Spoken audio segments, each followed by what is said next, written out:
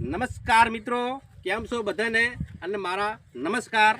મારે થોડીક કપાસ વિશેની વાત કરવાની છે. તમે બધા મારો વિડીયો નિહાળજો અને જોજો, અને સારો લાગે તો શેર, કોમેન્ટ અને ફોલો પણ કરજો મારી ચેનલને. બધા કહે છે આજુબાજુના ખેતરવાળા કે અમારા શિષ્યો બહુ કપાસમાં આવ્યો છે. હું તો બહુ અતિશય છોડવા હુકાવા માંડ્યા છે અને પત્તા પાછા કોકડા થઈ ગયા છે બધાને.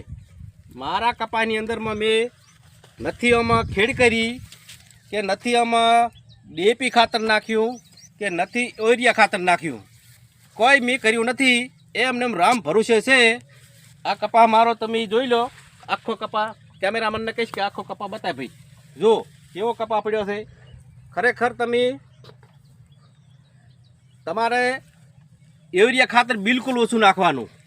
પાક આવે એનો ફાલ ફૂલ આવે એટલે કપાને યુરિયા ખાતર બંધ કરી દેવાનું, બિલકુલ નાખવાનું જ નહીં. અને દવાનો છંટકાવ રાખવાનો ચિયો કે ચૂસિયાનો, એક પીળો ચૂસ્યો આવે અને એક વાદળી કલરનો, બે ચૂસ્યા આવે છે બાકી.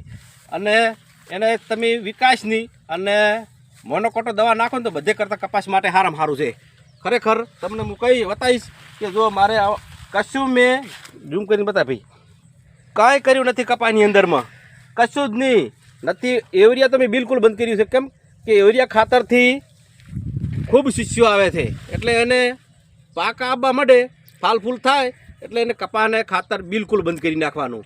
કેમ કે એને ખાતરથી જ કપાને શિષ્યો આવતો હોય છે, ઉકારો આવે છે અને પત્તા પણ કોકડા થઈ જાય. પણ મેં કાંઈ કર્યું નથી. આમાં કપાસ જુઓ કેટલો લીલો કેરી જેવો છે ડોંકેની, અને કેરીઓ લગભગ 120 મેં ગણી છે 120 કેરીઓ છે અને કપાસની અંદર. આટલી કેરીઓ કોઈને આજુબાજુમાં ઘણા કપાસ છે અમારી બાજુમાં, પણ એમને શિષ્યો બહુ આવી ગયો છે. કારણ કે એમની ખાતર ડીપી નાખ્યા છે, યુરિયા બહુ નાખ્યું છે. મેં બિલકુલ નહીં નાખ્યું.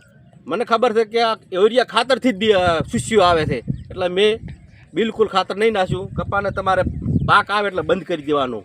વિડીયો સારો લાગે શેર, કોમેન્ટ ને ફોલો જરૂર કરજો.